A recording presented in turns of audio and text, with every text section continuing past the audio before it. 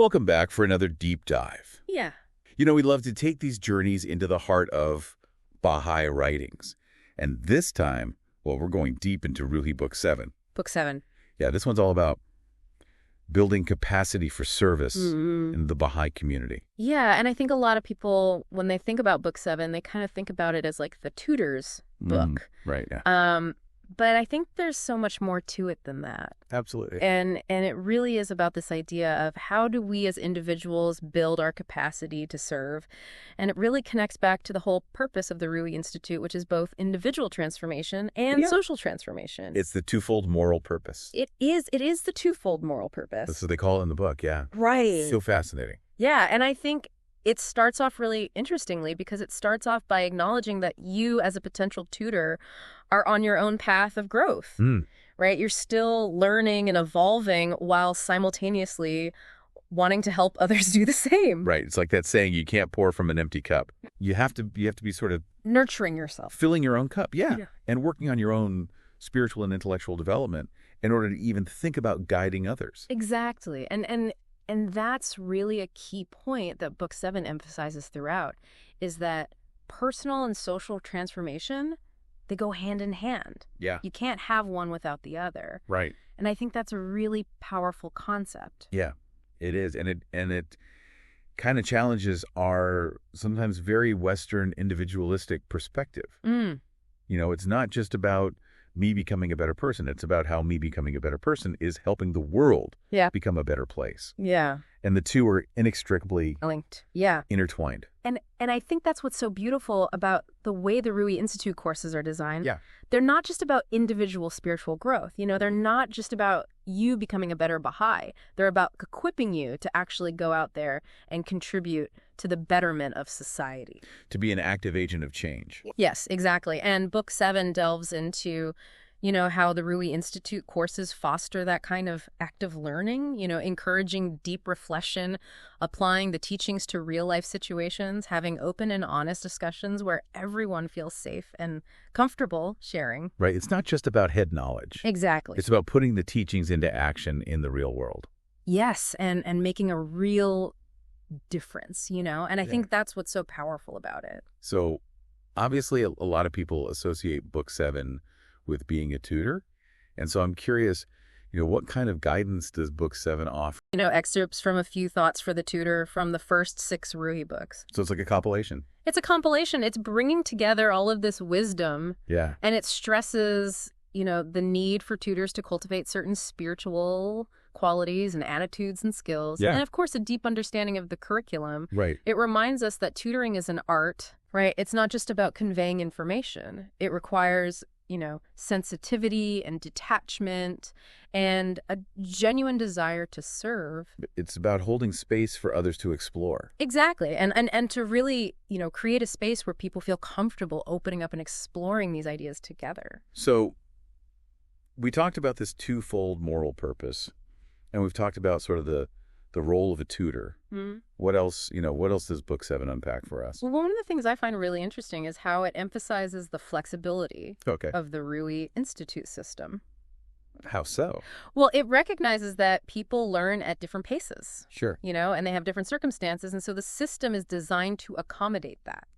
You can adjust the intensity and the pace of study while still maintaining the core logic of the courses. So it's not one size fits all. Exactly. Which I think a lot of people think about when they think about the Ruhi Institute, is that it's very rigid. Right. But it's actually not. No, and I think that's what's so beautiful about it, is that it recognizes that everyone's journey is unique. Yeah. And it's not about forcing people into a rigid mold. Right. It's about empowering them to learn and grow at their own pace in a way that works for them. Yeah, so in a way that honors the uniqueness of every individual. Exactly. That's really beautiful. Yeah. So you mentioned earlier those reflection gatherings for tutors. Yes. Tell me a little bit more about those. Oh, those are so valuable. I've heard great things. Yeah, it's basically like a support system for tutors, where they can come together and share their experiences and troubleshoot any challenges they're facing and just learn from each other. It's like a community of practice. It is.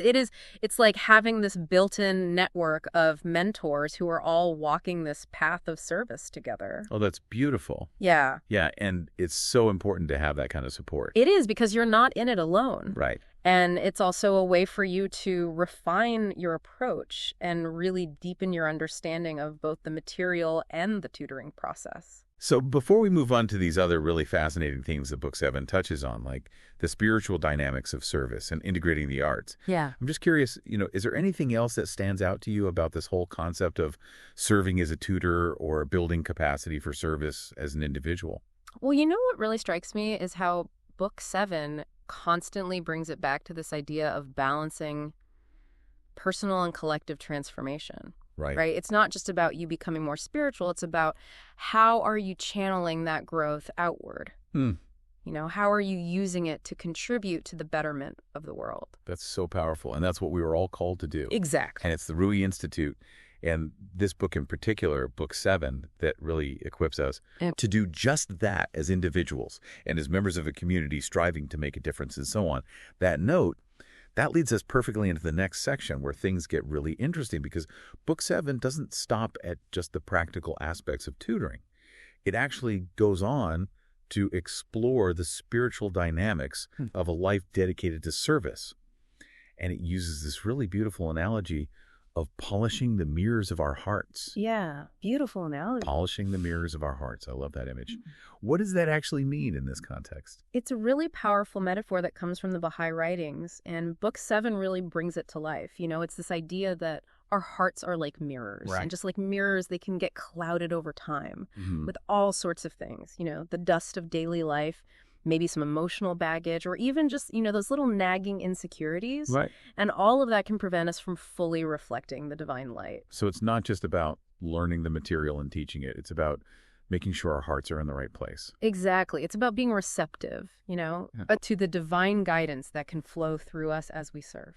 I can see how that would make a huge difference. It does. It does. And the book doesn't just leave us hanging with this metaphor. It actually walks us through some reflective exercises based on it. Oh, great. Prompting us to kind of identify, what are those specific things that might be dimming our inner light. Wow, that's so cool. So it's like a spiritual checklist in a way. It is. It is. It's like, okay, what do I need to work on, to make sure that my mirror is polished and reflecting the light as brightly as possible. So besides shining up those metaphorical mirrors, what else does Book 7 say about the spiritual side of service? Well, it talks a lot about the importance of certain spiritual qualities that are essential for anyone walking this path. Yeah. Especially tutors, and we already touched on a few of them, like sensitivity and detachment. Right. But there's so many more that come into play. Like what?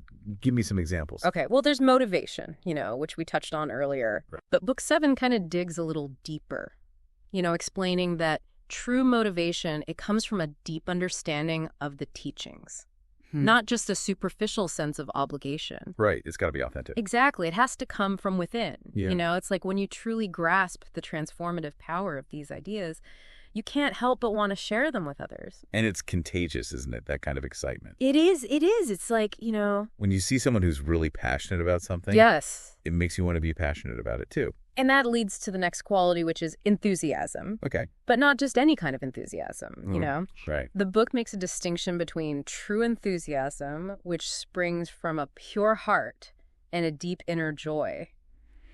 And that kind of fleeting excitement that's often driven by external factors. Oh, I see the difference there. So it's like, are you excited because it's the cool thing to do? Right. Or are you excited because you really, I'll leave it. Are passionate about it and you want to share it?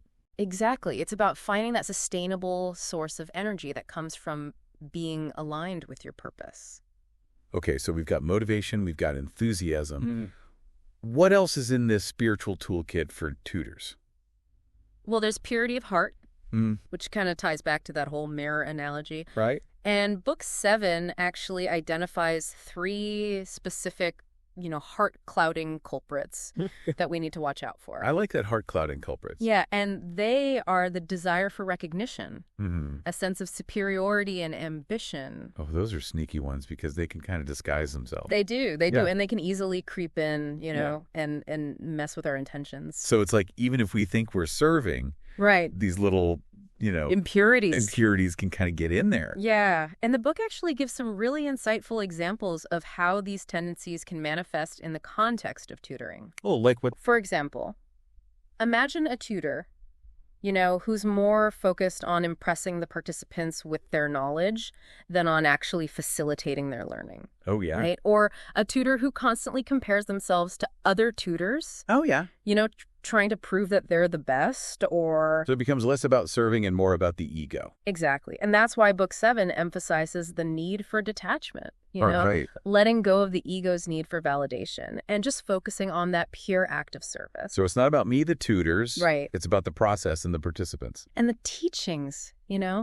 letting the teachings shine through. Okay, so we've got motivation, enthusiasm, purity of heart. What comes next? Well, next comes understanding. Okay. And again, Book 7 goes beyond the surface level. It's not just about understanding the words on the page. Right. It's about cultivating a deep and nuanced comprehension of the concepts themselves.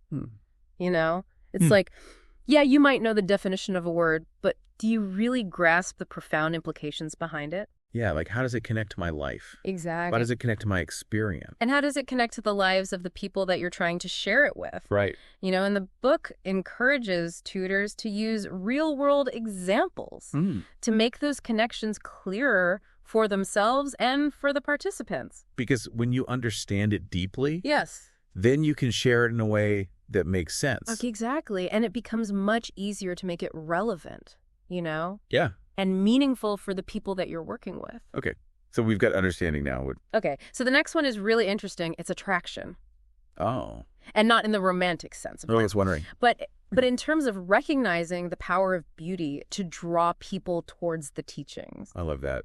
So beauty is a magnet for spiritual growth. Exactly. And the book points out that this beauty is found not only in the revealed word itself, but also in the loving and supportive atmosphere of a study circle. So it's like you're not just sharing information, you're creating an environment. Yeah. That is beautiful and inspiring. And welcoming and safe.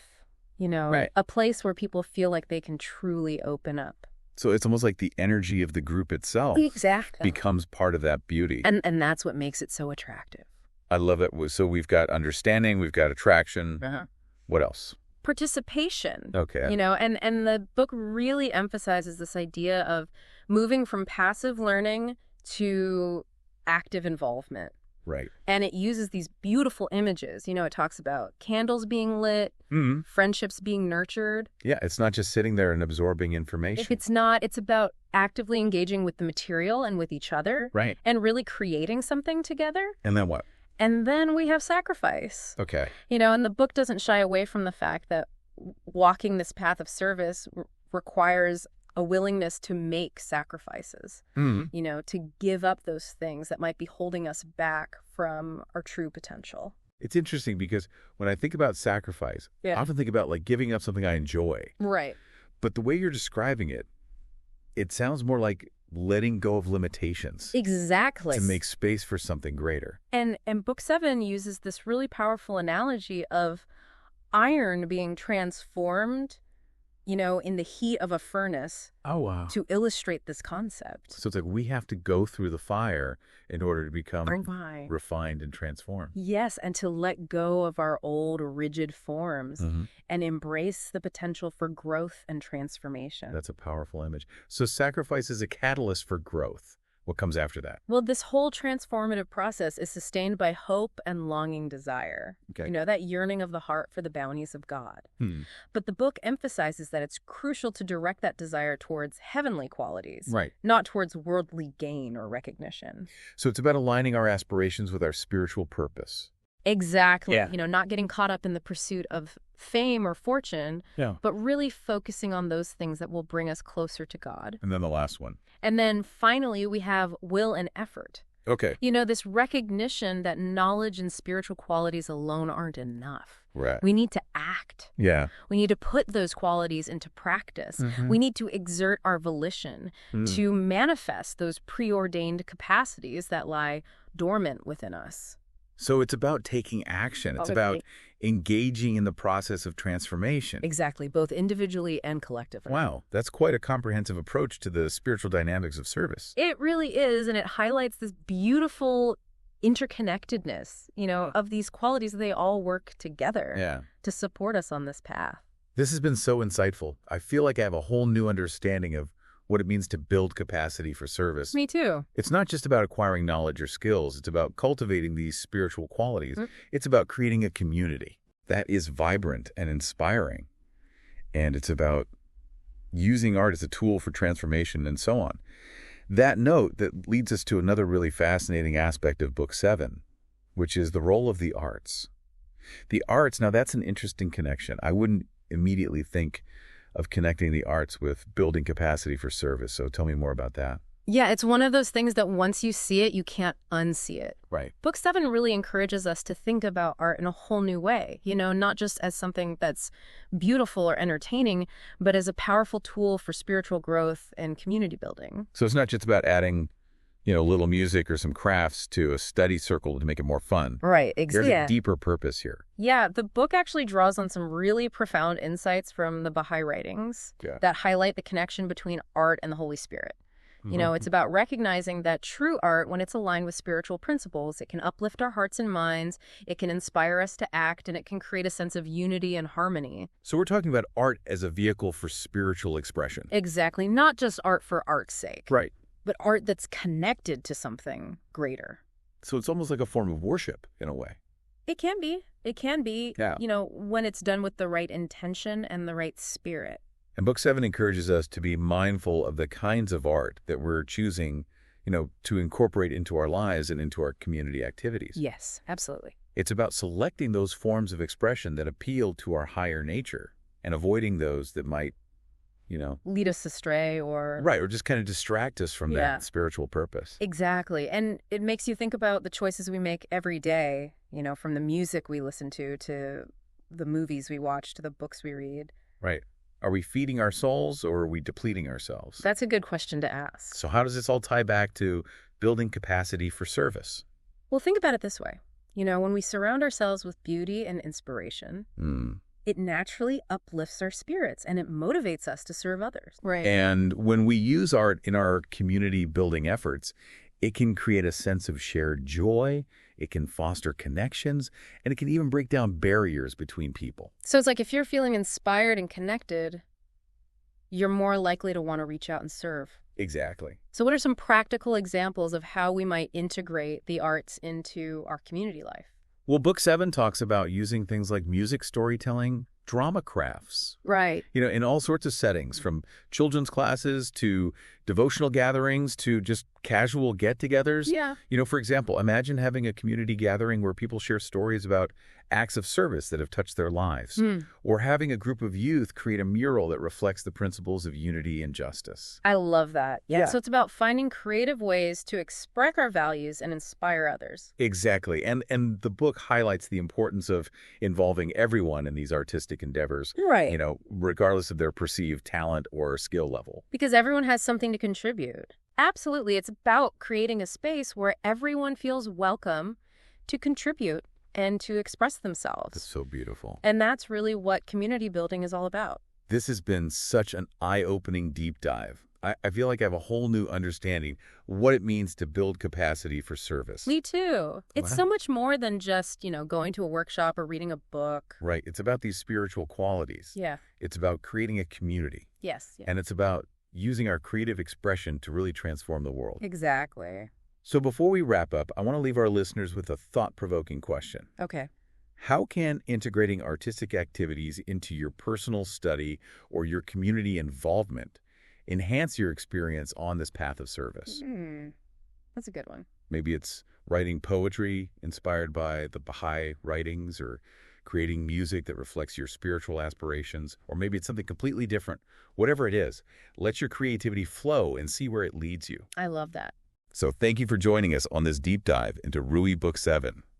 We hope you've gained some valuable insights and inspiration for your own journey of service, and until next time. See you then.